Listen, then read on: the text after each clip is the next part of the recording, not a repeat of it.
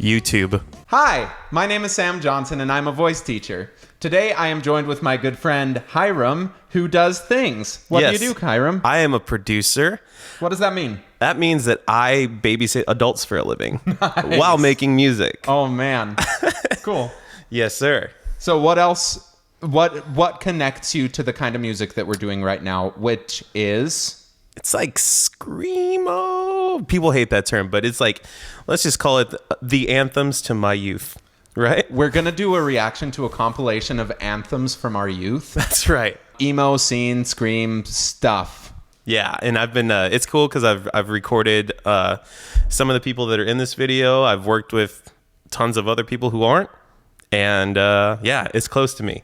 So awesome. I'm pumped. I'm really excited. Hiram's a great musician, has an awesome ear. Yes. So let's see what's going on with some of these singers. Yes. Okay, we're going to start with some My Chemical Romance. Ooh.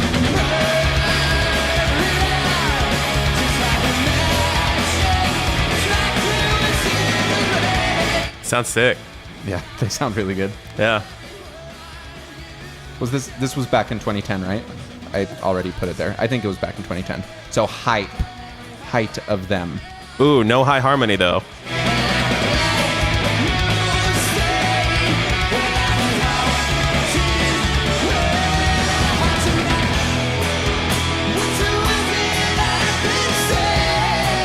Go ahead. He sounds good. Mm-hmm. He does sound really good. And this is the thing I've always thought about Gerard is that he sounds good, but it's not like clean on the top. Right. Almost ever. Uh-huh. What do you think about his voice? So I actually grew up hating this band. Yeah.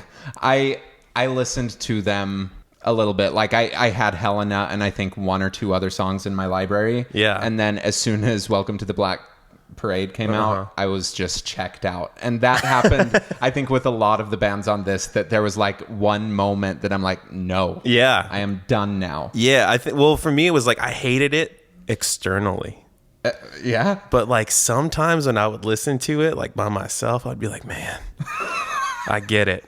You pink-haired, beautiful bastard. Were you just putting on an image then? Probably. Yeah. But yeah, like I just thought that on the outside, I thought his voice was just like really interesting. I'm not going to say great. Yeah. I'm not going to say horrible by any means. Just incredibly interesting. It's unique. Yeah. It sounds like him, which I think is one of the most important things in singers is that you have like your identity. And he definitely has that. When he goes to some of those high notes, we're getting this brightness that I think we'll see with all of the singers in this because they're just singing so high all the time. That was it. That's a big part of the scene, right? Yeah. Is singing so high that you can't stand it. We just get a little instability, and some of it is from just the vowels that he's using. They're so wide, which gives the brightness that's characteristic of the style of music, but we lose a little bit of stability and fullness. Is there like why do you think that became such a big thing? I think that it wasn't about singing well, right? Like, I mean, not to say that he's not an incredible singer, especially now that I'm older. I really appreciate it, but I don't excited for 2020. Yeah. MCR revival. I tried to buy tickets. Yeah. In 1 second, they were all gone.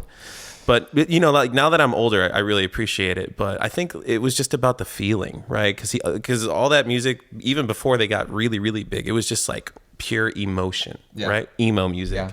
So... yeah, I don't think it mattered if you were a great singer or not. And that said, like, I mean, he sounds consistent, which matters more than like being a technically perfect singer.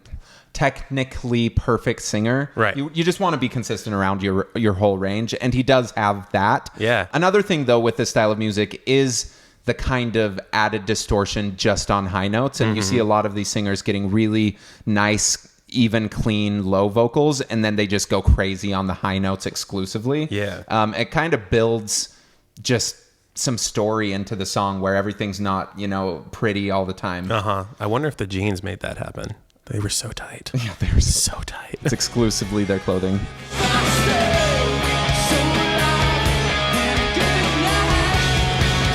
Yeah, it's like they're looking for that distortion on the top. Dragged Under. Ooh, that's a close one for me. What's your relationship with Dragged Under? Dragged Under. I toured with what was Rest Repose, and all of these dudes were in it. Yeah. Right. Besides Jared. Yeah. Our good friend Gerard. Yeah. So, I came up to them. I think it was in Tulsa, Oklahoma. And we had just gotten done eating Mexican food. And I was like, let's just write something.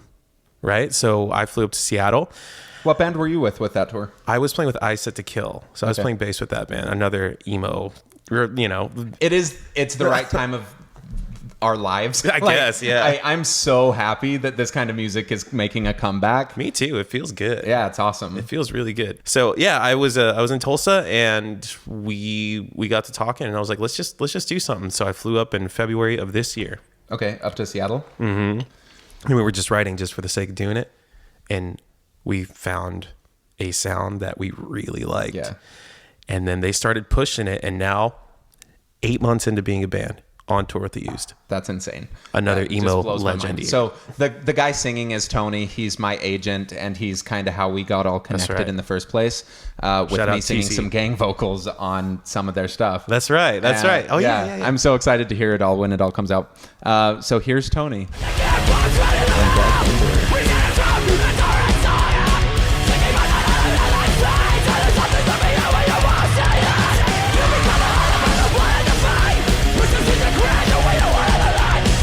The song goes hard.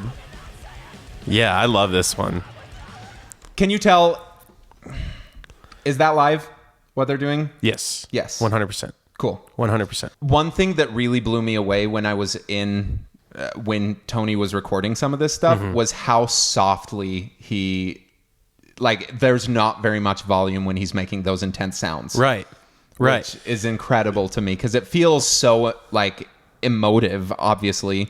And, growing up, whenever I would hear the hardcore stuff, I was like, I would blow my voice out trying to make any of the sounds. With him, he could just go forever. Yeah, him and Jason Butler from Fever 333, they share the same thing to where when they're screaming, it's more about precision rather than volume, right? And you can hear the precision of what? The precision of of the words. You can actually understand what he's saying, and that's a big deal. As opposed to ripping your vocal cords, right? He's preserving his vocal cords, and I can actually hear what he's saying in his enunciation of his words. So, you don't need much power, even though that is a strong suit for a lot of people, right? But you don't need crazy amounts of power to sound crazy powerful, right? And you do a lot more distortion with your voice than I do with mine. So what are some of the different kinds of distortion other than that just precision one? There's fry vocal stuff, right? Where that's just much, much less than what he does. And fry vocals literally that loud. How would you describe that one? Okay. It's Tony. No, I'm just kidding. I don't know. I don't know. It's just him and one other dude. Are the only two people I've really heard do it in person. There's only one person who's putting terms to this that's not an active musician, and that's Melissa Cross. Right. And that's why I heard. So we're all kind of using whatever terms she's done whatever's been floating around. But I would love more information. I mean, there's complete vocal technique, which comes out of, I think, Denmark or something, and they teach a lot of stuff, but they use terms like overdrive and I don't know. It's really difficult to describe what's going on with all of these things because it doesn't seem like there's a really agreed upon vocabulary for all of it. Yeah, I think Melissa Cross was just the first one. Yeah. And she became universal, and that's what everybody goes by now. Yeah. So for me personally, whenever I hear fry vocal, I mean, that's what she made up, right? Yeah. So that's the Bible, essentially, right? Yeah. Of vocabulary. He sounds really cool so far, but he's making his face so look like he's just pushing like crazy. I think with live though, I think adrenaline comes into play. So I think he is pushing harder live. Harder than he was in that room. Yeah, but it's still probably about as loud as what I'm sounding like right now. Maybe a little louder, maybe, but yeah. It's so much less than you think. Uh-huh. I found a way to carry.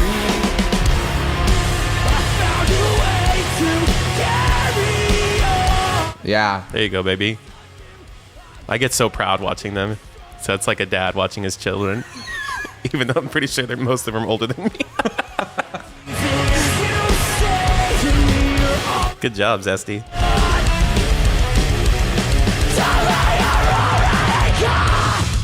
Yeah, they sound awesome. In that last part, we started hearing some actual cleans on it, and then just a little bit of that distortion. Yes. So beautiful to be able to hear people go back and forth between cleans and screams and add in a little bit of this and a little bit of that. And you know, objectively speaking, and you know, maybe a little biased, but I don't think so, but he's pretty darn good live. Yeah. I mean, like, he actually hits the notes, and they're, you know, it's in an upper register, right? You know, it's not like he's doing any, like, the way I'm talking or anything. I mean, he's going kind of high. He's really good. And this is coming from a dude who never even sang in a band before. That's his first band he's ever sang for. It just makes me sick. And he started singing for it on accident. Yeah. Or it wasn't even on accident, but like he did it because he had to in Rest Repose, because the other singer quit mid-tour, or like right before the tour started. So he's just like, well, I guess I'm gonna have to do it. And now look at it. Tony, I know you're watching it. Good job, Bubba. Good work. I love you. Tone Let's Zone. listen to some Taking Back Sunday. Come on, Adam. This is one of my favorites. Ooh, look at that button up. This is like height of handsome Adam. He let himself go for a minute. He brought himself back. No comment.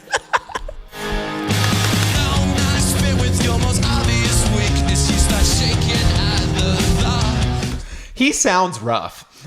Like, the bottom of his voice right now, like, it's awesome. I love this. This is one of my favorite bands ever. Yeah. But he sounds like he's been screaming for an hour and a half. You never know. Could have been the last song in the set. It could have been. But what if it was the But first what if song? it was the first? I would not want to hear the last of it. Oh, man. Just sounds a little bit rough so far. A little gritty. But it does sound like it's not something on purpose. It sounds like he's just a little tired.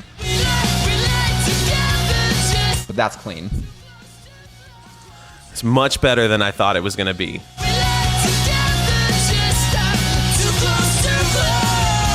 Harmonies are on point. Not bad.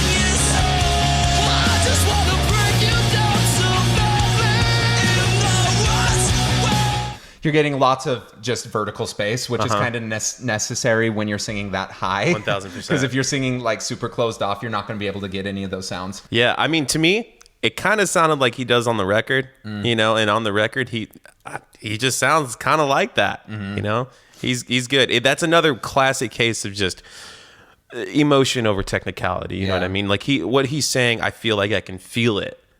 I feel like that's what so many of these bands are, though. I don't know how much technical training they've had vocally and stuff, but they have this awesome natural talent and just a will to get what they're feeling across to people. At the top there, it's like there's a little bit of a push, but he's still so thin with it. It's like, it's not like you're bringing up all the weight of chest voice. It's something a little bit different up there. And then just the emotion kind of drives it, but it's always on the edge of falling apart, kind of. You're not wrong. Yeah. Yeah. And I mean, he's had a reputation at some point of not being as reliable live. And that was kind of like the thing back in the day. Yeah. He's gotten a lot better. Yeah. He's gotten way better. I saw him a few years ago. Golden. I haven't seen them since, I don't think, 2013, maybe 2012. And that was Warped Tour, and I've done Warped Tour. I don't think anyone's ever sounded good on Warped Tour. But you know, they do their thing, and it's not even about that when you're there, at least. You know, it's about just knowing the songs and having the band play the songs that they play. Yeah. You know, so. Yeah. So you keep talking about, like, their harmonies and stuff. And you have one of the most bizarre senses for harmony of anyone I've seen, that's just like so built in that you hear a bunch of stuff. What did you do to develop that? You know I don't know. I think ever since I was little, I've just always been attracted to matching notes with other notes, you know, definition of a harmony. And I've just loved it. And I really, really grew up loving like Boys to Men. Yeah. And things like that. So like the stacks, right? The stacks of the 3-4 parts.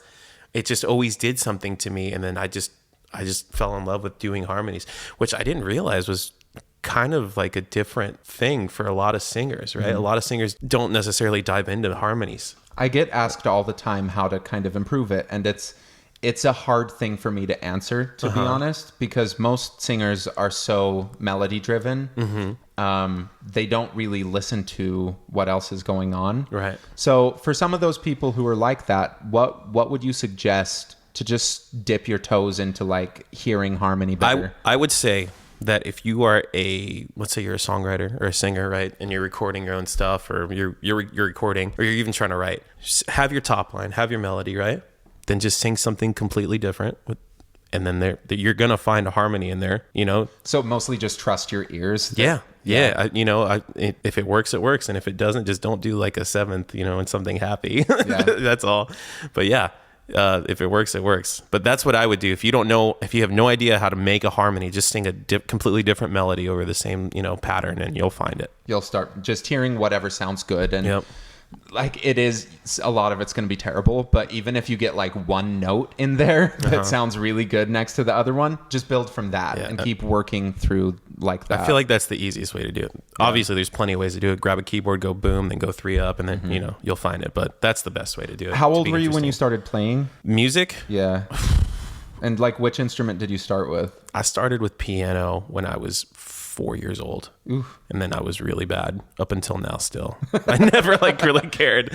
But I started playing by ear. Everything I've ever learned was by ear. Yeah. Even guitar. Even guitar. Ooh-wee. Oh, here we go. The king.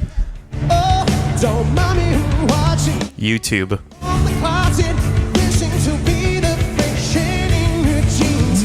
Isn't this messed up? How I'm just dying to be her. The classic. His tongue is like well involved in producing his tone. Like there's a lot of times that it kind of pulls back, and he's got a very distinctive tone too. Yeah. One thing that is pretty much the same with all these guys is how thin they get their vocal cords when they get to the top of it. Yeah. Because if they didn't let it thin out like that, they wouldn't be able to get like any sort of intense sound. It would sound like they're flipping into falsetto every single time. Right. But once he's up there, like he's just it's creating this filter with his vocal tract. And whatever weird thing he's doing with his tongue, I have no idea how he does it. Yeah.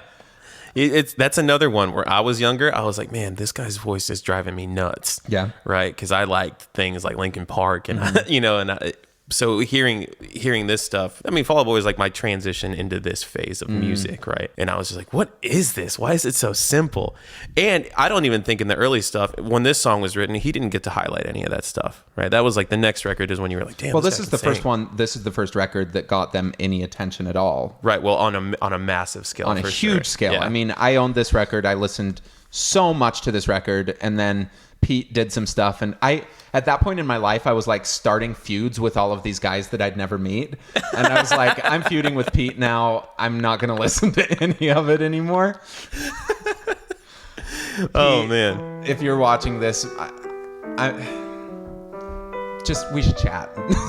Yeah, you guys should really work it out. You heard him a bunch, so I was really lots of pain.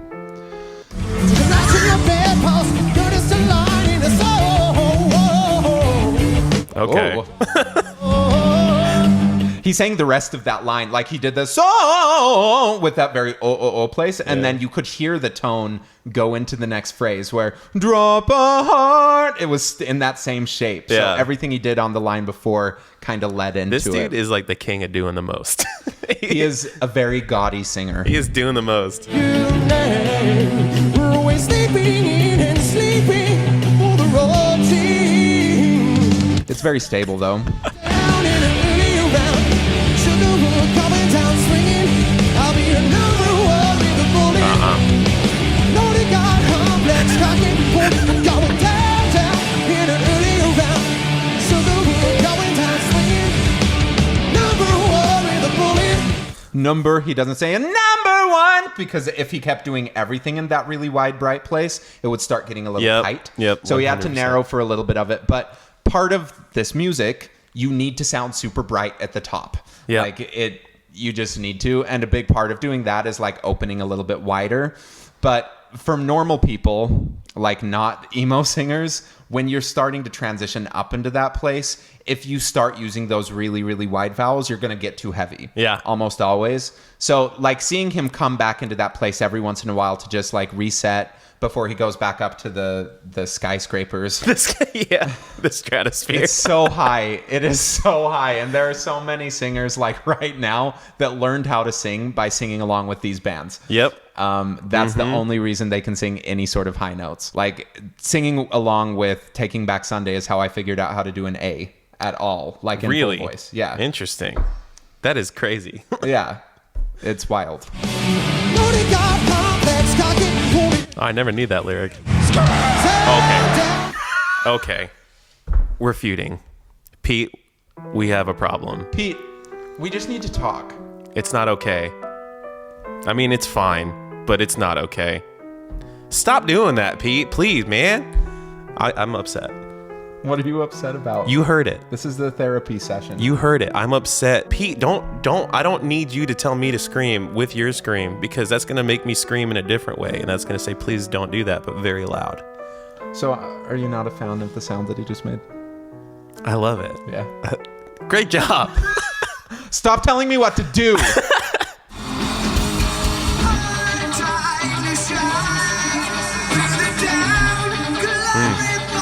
Remember how they sold out for Yeah. an entire tour in like 20 minutes in Yes. 2019?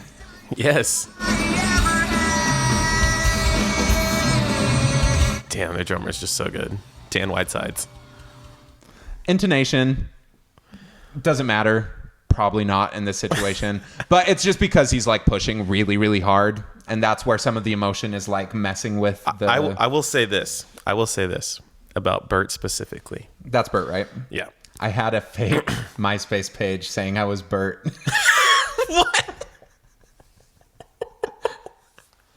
Please go into this before I go into something else. That's all there is. There's Why, nothing else to though? say. Why? Junior high was a hard time for me. Oh my And sweet Bert made a lot of McCracken. decisions. First of all, you emulated someone whose name is Bert McCracken, which is amazing. You didn't pick anyone else but Big Mick. Big Bert. Oh, well, that's amazing. What I was going to say, though, is this guy, he is in my opinion, the king of this whole thing. Yeah. The on a technical sense, whatever, right? Yeah. But when he said it's 4:00 in the morning, I don't know if this is a PG show, but I'm going to do it for PG's sake. He said it's 4:00 in the freaking morning. Sorry. I felt it. And that's what matters. I felt it. We just need to feel it. I felt it. There's a lot of people that feel it when he opens his mouth. My only thing, I would love to just see a little more vertical space on it. Like he could keep everything the same, and I think that would remove some of the tension. Are you ever singing and it's like really tight and you feel all this tightness Every day here? of my life. Yeah, that just relax the jaw a little bit. Okay. Yeah. Okay, Shakespeare. Oh, Joey Bradford. I think I met him. Yeah, he's a good dude. Song's not over yet. I know.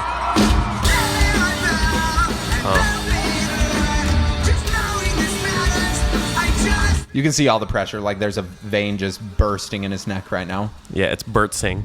Bursting in his neck. Like right there. If we're just going to do one technical thing from this whole video, because a lot of you people like that. Beautiful day. Just open that to beautiful day. And it's immediately more repeatable. More low end. Well, you get that bassier side of Yeah. it, which I think just sounds better a lot of the time, but it's going to be repeatable. Right. Like, day. And so it's finding the balance of like, what sound do you actually need for it? Because beautiful day would not work, right? But, you know, there's more that I think he could be exploring Right. with it, just to find a little bit more consistency so he's not tired after a set. And here's the thing, too, which kind of just dawned on me. There's a lot of people out there that try that. He's probably a hero to many, right? That try to sing like him. I would never suggest doing that, because what he does is only going to work for him and for no one else at all. So again, That's key with everything, Yeah. though, is like you have to find what works for you. And I get questioned all the time on how do I find my real voice, my real sound. You have to find what feels good for you. Right. And doing it through expressing your emotions, you're probably going to stumble upon some things that work. And then it's just figuring out, okay, well, that's working. let's not change very much and just go from there until you can find your own sound and are capable of singing whole songs like it. But if we're constantly trying to sound like Bert or like Adam and all of these people, like, you're going to wreck your voice because you don't have the biology that they do. You don't have the spirit that they do, but you're individual. And so you can come up with good stuff that's your own. Your own. That is the key to life. Be your own self.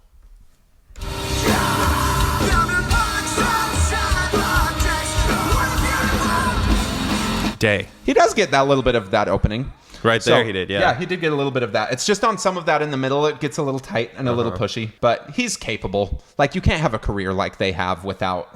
Yep.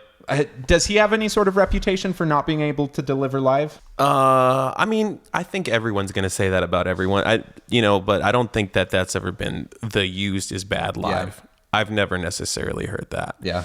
I hear that it's a lot of fun, and that's it. You know, there are some bands like when we were talking about Taking Back Sunday, that was a thing. It was. That was a thing, but you said it yourself. They're doing insane now. And so, that's the whole point of technique. And I'm so proud of him for putting in the work to get his technique into a place that he could just trust it. I think, and some backstory probably on touring is crazy, right? Especially when you're a young guy on tour and you're as successful as someone like Taking Back Sunday or The Used or any of these bands we've played, right? It's drinking, drugs, it's all going to take a toll on your voice hardcore. So let's say that Taking Back Sunday, right? They had their oh man, they're not good live. I mean, there's so much that goes into that to make that a thing, that, oh man, yeah, I just got done doing X amount of drugs and drinking a fifth of whiskey before I got on stage. And now most of these dudes are older. That's all behind them. And now they're just ripping. So there's a lot of factors. It's not because the singer is inherently bad, but there's just a lot of stuff that goes into it when you're a young guy on a giant tour. Totally true. You don't know what to do. And people forget about it. I forget about it. It's easy to look at these things as like, yeah, but they could have done this different. Right. But it's like they've had a huge tour behind them, no sleep, sleeping on vans, drinking a lot, doing a lot of... It can be really wearing. So another thing is just like, if you get one of those tours, don't mess it up. That's right, baby. Like, that's your livelihood. And the way that you work on that tour is how people will see you and determine whether you get hired again. Yep. So I would say so. Anyway, all these guys are legends. Thank you so much. We did it. Thank you. Yes. Thank you. Go check out Hiram's stuff whenever he drops it. And thank you for watching. Please like, subscribe, leave a comment below, click the buttons. That's buttons. Bye. Bye.